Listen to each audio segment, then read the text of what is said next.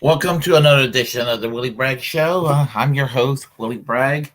I just been a little bit busy in the last few days, so that's why you haven't been really seeing much of me around. And just kind of as a lot of stuff going on right now. So anyway, I'm going to try to do much better than what I've been doing lately. So anyway, let's go on with this show here, and let's talk about Jimmy Dore and Ana Kasparian for a moment.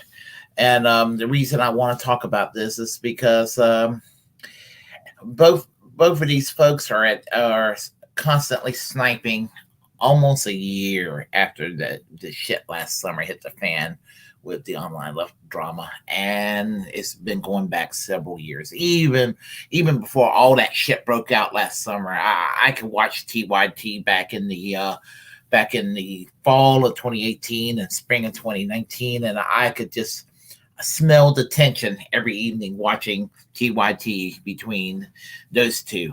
And I could see that Shank was trying to keep the peace between Jimmy Dore and Ana Kasparian. So anyway, both Ana Kasparian and Jimmy Dore, I mean, they have actually they actually have taken they've taken a position that offend me. There's two videos, one from Ana Kasparian and one from Jimmy Dore that's kind of rubbed me the wrong way, and I want to comment on it. So what I'm going to do is I'm going to play you the first one. This is from Ana Kasparian, and this is when she interviewed the late Madeline Albright. Now, spoiler alert: do I have a problem with Ana Kasparian on her own date, going around debating or excuse me, interviewing Madeline Albright or anybody that's a major figure in politics? Absolutely not. But it was how the questions were asked, and this came from your MSC, and which I'm not familiar with, but I'm familiar with the interview, and so she's interviewing Madeline Albright, and I'm going to play you a segment from there, and I'm going to play it all the way through, but I'm going to play just enough so you get the idea of what it's all about, and I'll comment, and we'll take it from there. So give me a moment here. Let me get everything set up. Oh my, there we go. I always forget that, do that part half the time. So let me get started over here.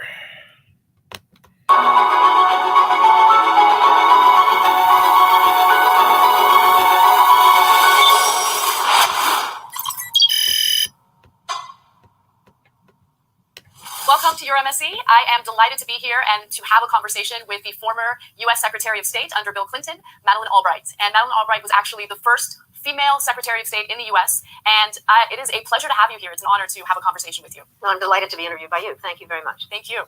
So you have very limited time. I want to get right to it. And the first question is about the U.S. and the way that we are now perceived, considering a pretty significant shift in leadership. Trump has been a pretty decisive figure. He has antagonized our longstanding allies. And so as an American, how do you feel we are perceived today? Well, I do an awful lot of traveling around, and I'm not just an American, but a former diplomat, and sensitive to how we are viewed. And I think we are viewed in a way that we have isolated ourselves, that we are, frankly, absent from a lot of the things that need to happen. And therefore, that the world is not waiting for us to try to sort out who we are, because they're going ahead trying to deal with the variety of issues that are out there that are making our societies very complicated. So kind of absent without leave. You know, Trump's isolationist ideology has really resonated with many Americans. And I'm curious as to what you think about it. Why do you think that people want America to look out for itself? Why do you think Trump's base wants to abandon some of our longstanding allies? What's really the influence behind all that? Well, it's something I've really been trying to understand. And part of it is that we do have issues at home. That are divisions in our society. There has been an awful lot of emphasis on loss of job, to quote foreigners. And then I think, frankly, a president who makes it worse by talking about the threats that are coming, and then that we're victims. And I think if people have some source of unhappiness, then if somebody inspires them in some way to say they're victims, it just makes it worse. Because I don't think that Americans deep down are isolationists. I know we don't want to be the policemen of the world, but I do think that most Americans understand the value of in really some kind of relationships with other countries, and that it's good for U.S. national interests, frankly, to be involved with other countries. Some would argue that U.S. foreign policy in the past, including invading countries like Iraq, has led to the type of ideology that we're seeing in Trump's base. Individuals who feel that we have meddled in too many conflicts abroad. What would you say to them? Well, I think it's hard to generalize. I do think that Iraq specifically is one of the issues. I personally, when we went into Afghanistan, one could understand that because that was after 9/11. And that's where the murderers had been placed. Iraq, for me, was a war of choice. But I do think that has alienated a lot of people and made them wonder about what we're doing.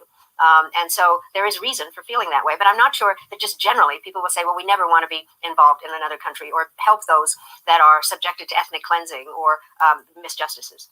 Currently, we are assisting the Saudis in the war in Yemen. And there is famine. There's a complete blockade in terms of humanitarian aid. And it's interesting to see the U.S.'s involvement in that while, the government simultaneously argues that it will fight other wars in the name of human rights, in the name of democracy.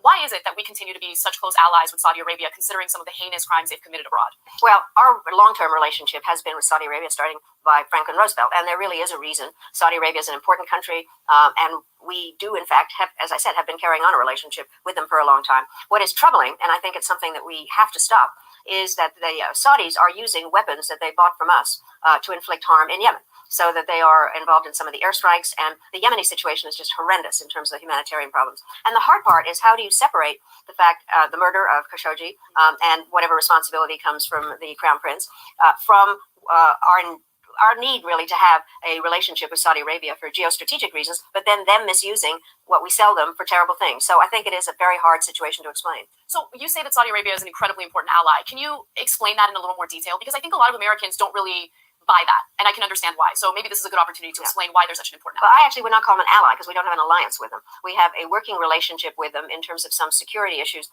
in the Middle East, and the Middle East is stunningly complicated. And we do need to have friends that have a certain way of dealing. Iran is a problem, there's no question, in terms of in that competition between Iran and Saudi Arabia. Okay. Well, let me start by saying this. My problem with that interview were the softball questions. Now, I mean, I'm not saying that Ana Kasparian should have just walked in there and just be belligerent toward her and rude or whatever, although Madeline Albright is a war criminal. I mean, she also expressed in the past with the sanctions and everything that the close to 1 million people dying in Iraq wasn't worth it. And she said, even though she said it with a hesitancy, oh my gosh, she wanted to let you know she had a conscience. She said it was worth it. She's a war criminal. She's every bit as much of a war criminal as, you know, Bush and Cheney and John Bolton and Condoleezza Rice and all the other goons from the Bush Cheney gang that pretty much ruled this country from 2001 to 2009, January 2001 to January 2009. So, and it's fine that she sits there and she talks about Saudi Arabia and Yemen and all of that, but I mean, does she really mean it? Because we all know, everybody knows what about Saudi Arabia and the weapons going to Yemen, but you know, do they really stop it at the end of the day? Because a lot of people do. Anybody can talk. Anybody can talk the talk and everything, and does it really mean anything? So, you know, the fact that she, you know, that she gave her more respect than Madeline Albright should ever be entitled to was most troubling. And anyway, you know, and as I said, I mean, you know, so. This is what I mean by one of Ana Kasparian's great downfalls. Now, a lot of people be like, "Oh, well, obviously you're just biased toward Jimmy Dore." Not really, because I'm going to play something from Jimmy Dore very shortly, and I will explain the beef I have very recently with Jimmy Dore. And it's not the only thing he's done what I have a complaint about right now. But it's a very, very big pet peeve that struck me the wrong way, which I will explain at the moment. But getting back to Ana Kasparian, as I said, I mean, I know it's the Katzenberg money at the end of the day that's actually kind of tied the hands and the independence of the Young Turks. I mean, it has. I mean, they still put out decent stories, and it seems, and I will say this is positive about TYT. It seems like maybe their affiliates have a little more independence than the TYT network itself. It seems to be the case. It just appears the case, for what I can tell. Having all that said, you know, so a lot of people who wants to, a lot of people from the online left who wants to sit there and act like that Jimmy Dore is some kind of a pipeline toward the right. when we have politicians, they're supposed to be on our side, like Madeline Albright, in the sense that she belongs to a center-left party called the Democrats, who was the Secretary of State, engaging in crimes against humanity with this immoral sanctions that took place in the 1990s in Iraq. So between the George W. Bush invasion in 2003 and Operation Desert Storm in 1991 with his father, George Herbert Walker Bush, there was the 1990s and the short time after 9/11 before Bush went into Iraq, that they had what was called a no-fly zone in Iraq, where anything happens, anything that happens, and I used to hear about it periodically, about airstrikes going on in Iraq maybe about once or twice a year or something like that. There will be something going on, and you'll be hearing about it on the news, about an airstrike, because they were just watching that country. I mean, because the country was surrounded.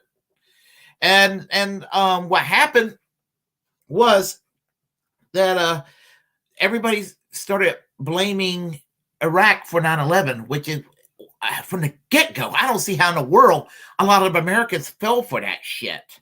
Really don't see how Americans could have fallen for that, the biggest lie on foreign policy in my lifetime I've ever heard. And because, I mean, it doesn't make any logical sense that Saddam Hussein, who was a secular piece of shit dictator, but by Western standards, he had Western inclinations that a lot of his neighbors today do not have. I know that sounds weird, but it's true. Women did not have to go and dress under a Sharia code, unless I guess they wanted to. They didn't have to wear a tarsha. They didn't have to wear a burqa. I mean, women had equal rights on par with the West. You had things like, women's rights, for example. I mean, Christians were not persecuted. In fact, in the Iraqi Ba'ath Party, there was a high number of Christians in the membership of this party. The party was kind of an authoritarian left, but kind of populist party. I think if the authoritarianism wasn't in its makeup, ideological makeup, it could almost pass for a social democratic party, from what I can tell about some of the various Baptist movements that existed over the years. I could be wrong, but that's sort of how I look at Baptism from yesteryear on to what I guess exists today, what little bit of it remains to this day. But anyway, that's kind of my take on Ana Kasparian. And so I played her first because I'm going to go into where I stand on Jimmy Dore next. In fact, I'm going to do that right now. And I'll do that. I'm going to do a commentary afterwards. So hold tight, and I'll get started very shortly. Let me do this here. All right. Okay. That should get me started. So you know what happened, right? So you know that the House passed a $40 billion Ukraine aid bill. $40 billion, just like that. Just like that. Oh, before I get started, this is over the $40 billion aid to the Ukraine. And with the $40 billion aid, this is the $40 billion aid that passed in the U.S. House. It went up to the U.S. Senate where Rand Paul was one of the deciding votes for no a few weeks back. And I had no problem with Jimmy Dore, defending Rand Paul on that. But I'll go on. I just want to give you a framework about that, and because I'm going to tell you what went wrong. So I gave a little bit of it away here saying that, but I'll go ahead and play this. I just wanted to go and get it started on that. So let's get started here. So you know what happened, right? So you know that the House passed a $40 billion Ukraine aid bill. $40 billion, just like that. Just like that. Just like that. Imagine if they took $1 billion and gave it to 40 cities in the United States to solve homelessness and fix our infrastructure. Imagine if they did that. You know, maybe we could have clean water in America. Maybe, you know, Flint. And by the way, people always say Flint as the symbol because it's just a symbol because there's lead in the pipes all around the country. Mm-hmm. It's not just in Flint, but they still haven't fixed it. And what would it cost? I don't know, couple of $1 million. What would it cost? Be much. Cost be much. Yeah. Anyway, and they just won't do it. So, but they will do this at the drop of a hat. Why? Because the people who are in power, the people who are elected to serve us, they're not elected to serve us, okay? They're chosen, they're pre-selected by the military-industrial complex, Wall Street, big pharma, healthcare, and oil subsidies, and oil company subsidies, and big tech. They're pre-chosen by the oligarchy. There's only a handful of billionaires who run this entire goddamn country, and this is proof of that. And because why wouldn't they just do this? Why wouldn't the Democrats just go $40 billion to 40 cities, and they would get reelected forever, just like FDR did? But they're not. They won't do it. Why? Or to anything we got going on. I mean, we have a baby formula shortage. Why not look into addressing that? I mean, we've already sent $20 billion to Ukraine. This would make it $60 billion almost in 10 weeks. That's like as much as we basically sent a State Department over to Ukraine, or we would have sent like a whole Twitter and a half over to Ukraine. And the thing that's crazy about this, Jackson, is when they passed this, every Democrat voted for it, including people who are supposed to represent the disenfranchised black and brown people. And we know they just went along with the military-industrial complex, meaning every member of the squad, every single member of the squad voted without argument, without objection, without any kind of discussion to give $40 billion in aid, which is $7 billion more than Joe Biden even asked for. That's how corrupt they are. But guess what? 57 Republicans voted against it.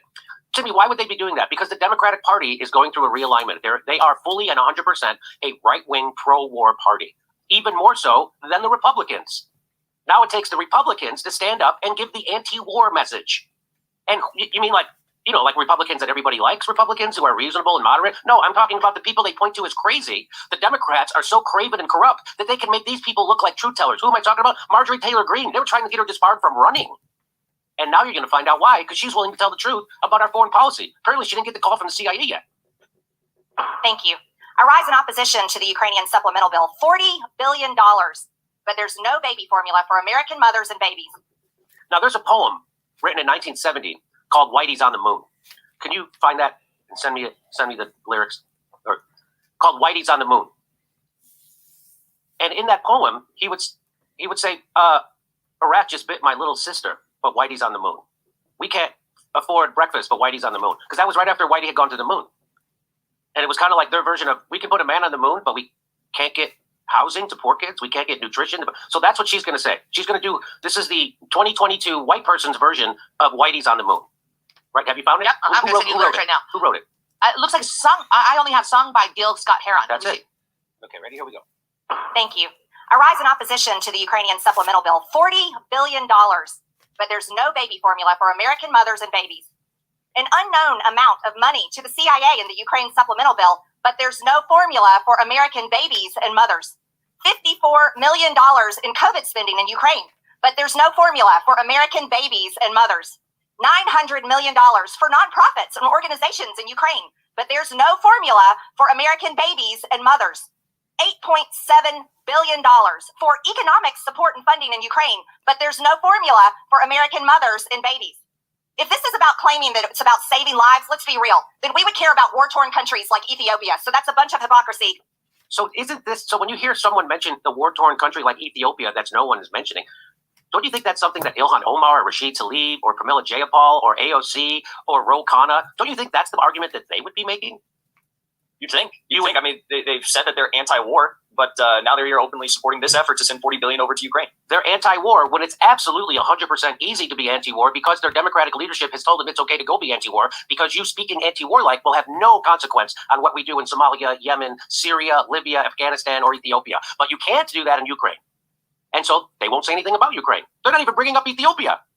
Nothing. They're leaving it up to someone that they like to call a lunatic, fringe, maniac, white supremacist. She is. Why is she speaking up for Ethiopia? This crazy, lunatic, white supremacist and not AOC or Ilhan Omar or Ro Khanna. Because we all know why. They're phonies. They're frauds. That's why. So she's got more to say. Because I never hear Ethiopia brought up here. Completely ignoring our own. Do you really think that Marjorie Taylor-Greene gives a flying fuck about Ethiopia, Jimmy? Do you really think so? I'll let this bitch continue to talk, though. own border crisis, our own baby formula crisis, and brutal inflation, skyrocketing gas prices that no one can afford, but $40 billion for Ukraine? Stop funding regime change and money laundering scams and U.S. politician cover-ups of their crimes in countries like Ukraine. The American people do not support paying for constant U.S. involvement in foreign affairs while our own government fails our own country. Let me remind everyone here, we swore an oath to uphold and defend the Constitution of the United States of America and our borders. We should be paying attention to our country right now. I yield.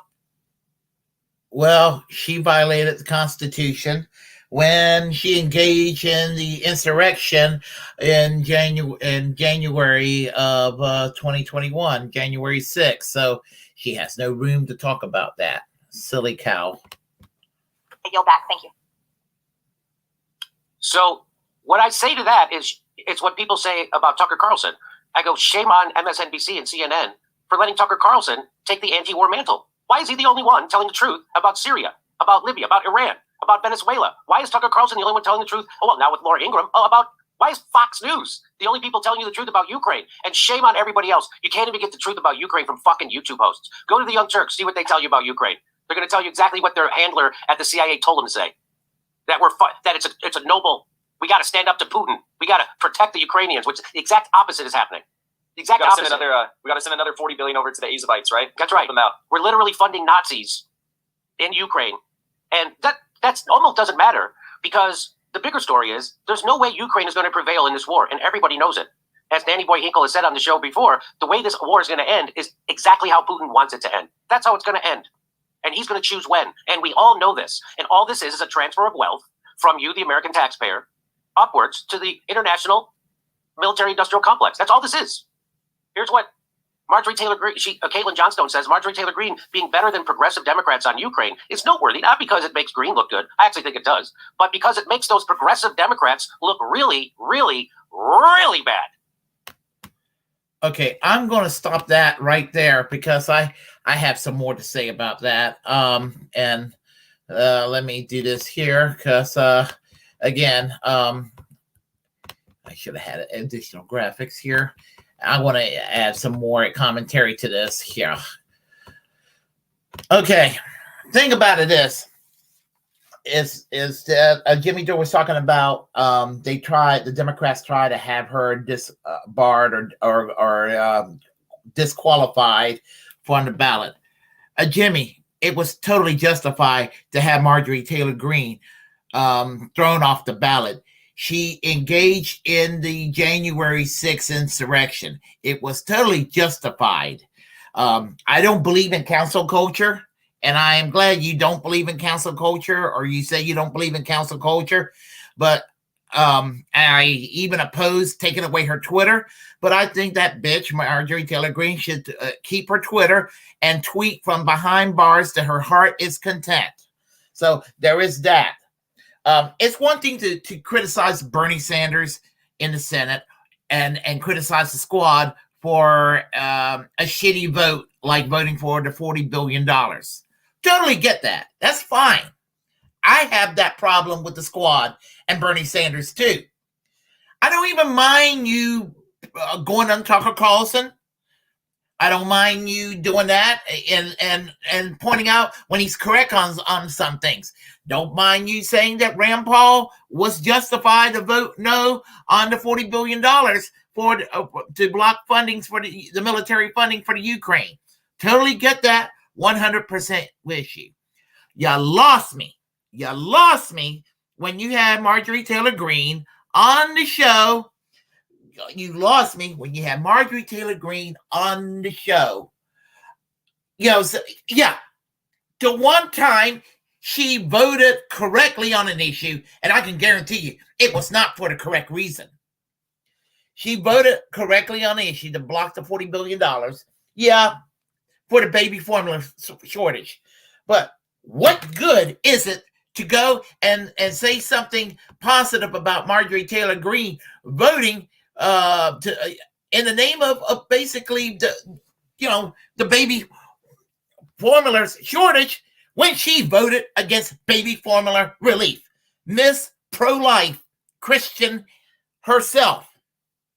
You know, the Christian pro-life bitch that says that the Catholic Church is controlled by Satan. That same bitch, you know, who shares the same position on abortion as the Catholic Church. I mean, in a way, I mean, she destroyed her political career saying that. I mean, because I mean, if I was a traditionalist Roman Catholic in that district in Georgia, would I vote for her? I mean, you know, she did it to be contrarian, and that's what it came down to. I can guarantee you, if her God and Savior Donald Trump was president trying to go into Ukraine, that little bitch from Georgia would be voting and be the biggest war hawk around. She's contrarian. But whatever her daddy Donald Trump wants, she'll go and follow him. So, and the thing about it is, he also said that the Republicans are now the anti-war party and the Democrats are the pro-war party.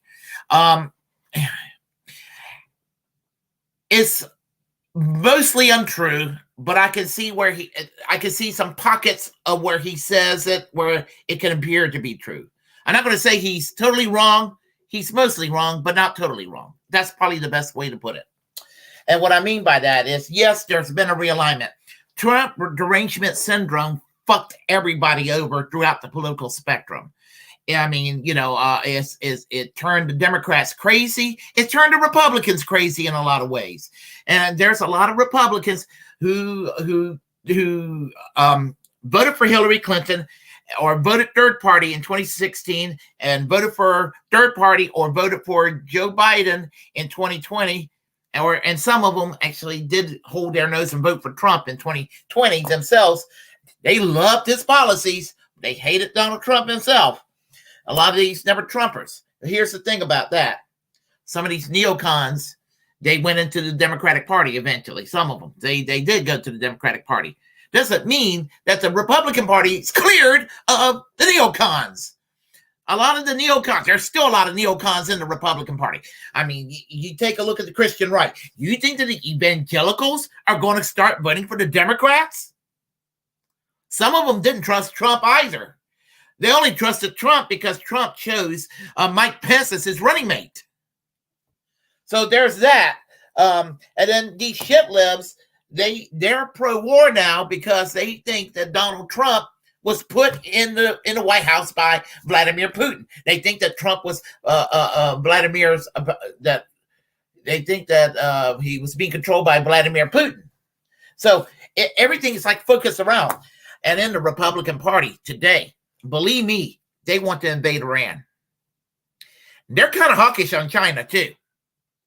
So, and which is ironic because Iran, I mean, and as much as I hate Mark Levin, and I do, the one thing he's correct about is that there's a Putin wing to the Republican Party. There is sympathy among some Republicans over Putin, and that's why some of them are kind of hesitant or even anti-war.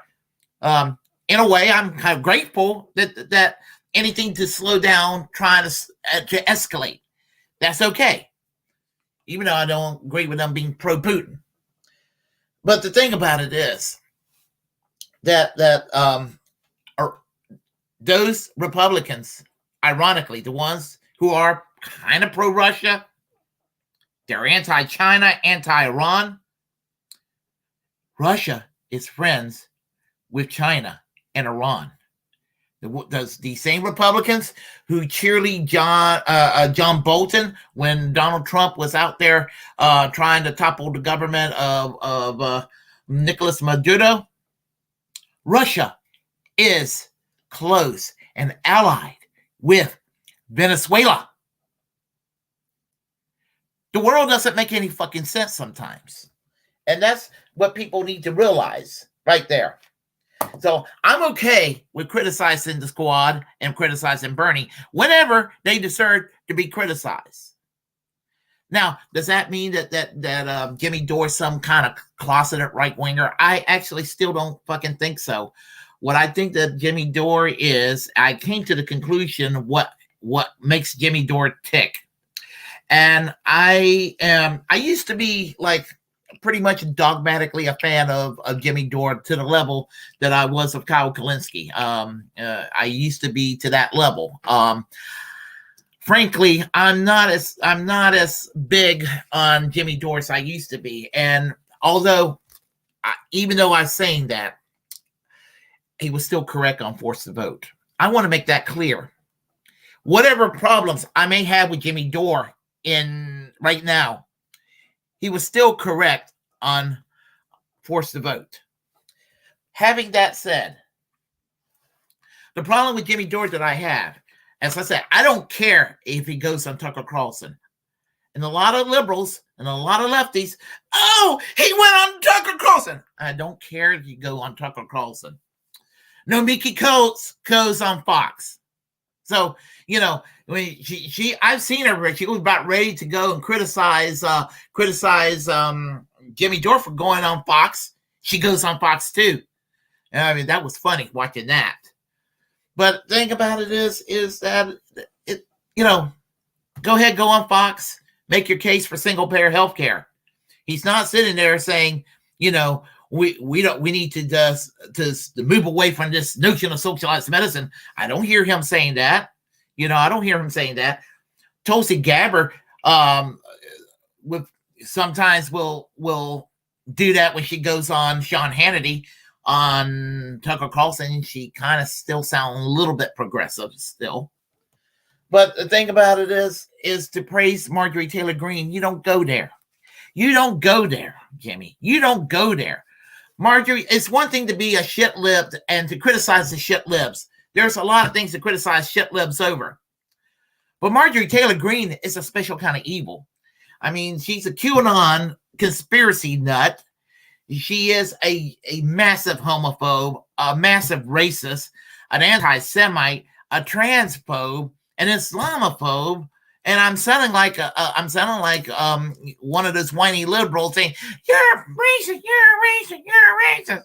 But in Marjorie Taylor-Greene's case, it's the fucking truth. I mean, I'm not one of those folks that, hey, if you're a standard Republican, therefore you're a racist. If you have an issue with taxes or you believe in a strong defense, I mean, for Christ's sake, you could be pro-life on abortion, and that's what makes you tick. It doesn't make you a bigot. You know, it doesn't make you a bigot. Your policy differences, that's fine. But Marjorie Taylor's beyond policy differences. I mean, she's not even an ultra-conservative. She's an hardcore right-wing authoritarian with an added layer of bigotry on top of that. And, you know, you think that she gives a damn about Ethiopia like she claims in that speech? You really think she cares about Ethiopia? I mean, honestly, she doesn't. So, yeah, I have a problem with Ana Kasparian interviewing Madeline Albright. Madeline Albright and all of that. I had a problem with that. I don't care if Madeline Albright is the first female Secretary of State. I don't care about that. If you're a war criminal, you know, I don't care what your demographics are. If you're a war criminal, you're a piece of shit. I mean, Condoleezza Rice and Colin Powell, they're war criminals too. I don't care if they're black, but they were war criminals. So, I mean, that's what it comes down to. The current Secretary of State, Anthony Blank, I believe is his name, Jewish guy. Again, war criminal, not because he's Jewish. Condoleezza Rice and Colin Powell, not because they're black, and Madeline Albright, not because she's a woman. I mean, it's because of what they did when it comes down to the functions of their job as Secretary of State. That's what it comes down to. You commit murder, you're a war criminal. And and with Marjorie Taylor-Greene, although she hasn't killed anybody so far as I know, she wants to. I mean, she's a psychopath. I mean, it's creepy how she goes and stalk people she doesn't like. She'll go follows people around. And she goes around and tries to, talks very casually how she wants to see people like former President Obama, former Secretary of State Hillary Clinton, and Speaker of the House Nancy Pelosi, where I would have even agreed with her that I do not like them. Yeah, I agree. Fuck Obama, fuck Pelosi, and fuck Clinton. I don't like them either. But at least when I hate those three, I hate them for intelligent reasons, but I would never want any physical harm done to them. I don't want to even have any physical harm done to Marjorie Taylor-Greene. That's what makes me a better person.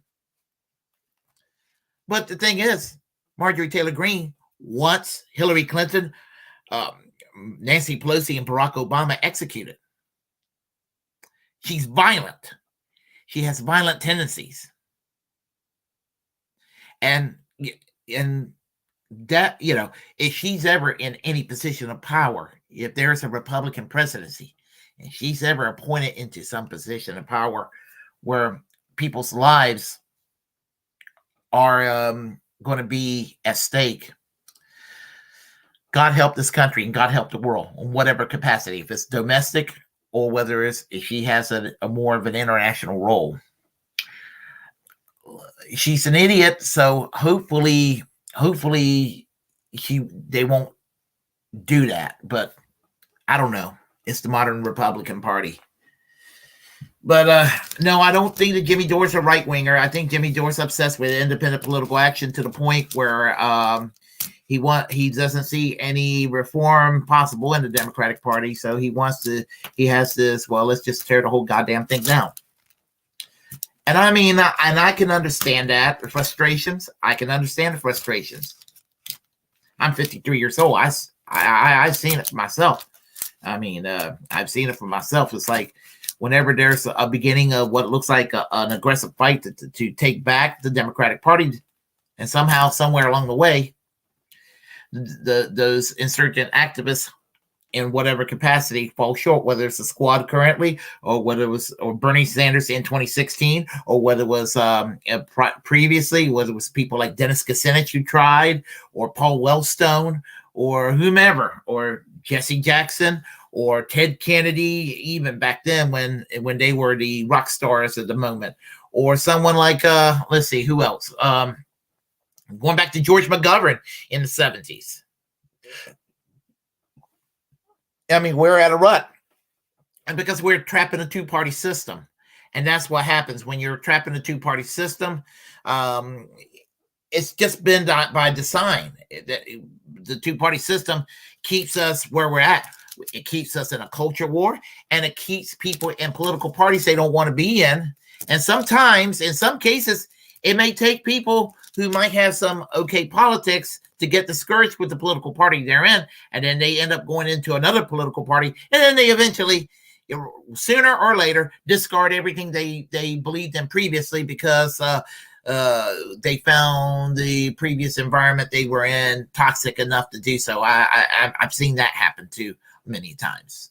So anyway, my advice to both Jimmy Dore and Ana Kasparian is to just y'all got better things to do than to sit there and just sit there and insult each other every other week. Y'all ended up sounding like Sam Cedar in that regard. I don't know. Maybe y'all doing it for clicks. I don't know. But it's ridiculous. But I mean, when it comes to this infighting, it's what keeps, it's why the left can't have nice things. And my gosh, I want to win. I want to win for a change. I want to win. I mean, I want to have a politics where the left, in whatever capacity, whether we take this shit out into the streets or whether we go and elects insurgent candidates in whatever office, or we fight shit in the courts, whatever capacity, that we get something for our activism or our vote in the guise of whatever, healthcare, labor law reform, or what have you, or scaling back on this overseas wars, human rights, civil liberties for all, that sort of thing. Anyway, you've heard me rant long enough about this. So here on the chat line, we have it looks like one person. Finally, you're turning on Jimmy Dore, says Eugene. My friend, a lot of people think I'm some hardcore Jimmy Dore fan, and I just want to make that clear that I like Jimmy Dore a hell of a lot better when he was on TYT, and for even a short while after TYT.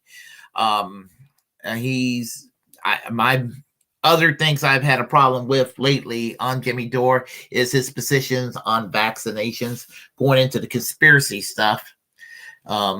It's not that I was not a pro-mask fanatic, and I do believe that as far as vaccines, it should be voluntary and all that. I didn't even have a problem with defending the truckers a few months ago.